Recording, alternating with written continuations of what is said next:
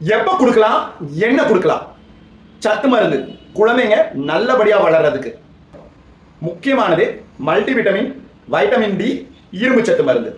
Multivitamin எடுத்துக்கிட்டீங்கன்னு வைங்களேன், அதுல ADEK இந்த நாலும் வந்து ஃபேட் சொல்யூபிள் விட்டமின்ஸ். அதாவது அதுங்க அப்சர்வ் ஆகிறதுக்கு கொழுப்பு சத்து தேவைப்படும். பால் கொடுத்த பிறகு கொடுக்கலாம், இல்லாட்டி ஏதாவது சாப்பாடு கொடுத்த பிறகு கொடுத்தீங்கன்னா அது நல்ல உடம்புல ஒட்டும், குழந்தைக்கு ஸ்ட்ரென்த், ஸ்டாமினா, எனர்ஜி கொடுக்கும். வைட்டமின் டி தனியா கொடுக்கறத விட கால்சியம் மருந்தோட சேர்த்தி கொடுத்தா இன்னும் நல்லது.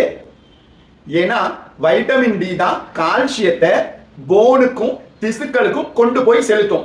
ஸோ கால்சியத்தோட ஒன்னா கொடுத்தோம்னா இன்னும் பெட்டர், ஒன்னோட ஒன்று சேர்ந்து சூப்பரா இருக்கும். இரும்பு சத்து மருந்து ஒரு சில குழந்தைங்களுக்கு இரும்பு சத்தும் சேர்த்து கொடுக்க சொல்லுவோம். 4 மாதங்களுக்கு மேற்பட்ட குழந்தைங்களுக்கு இது கொடுத்தா போதும்.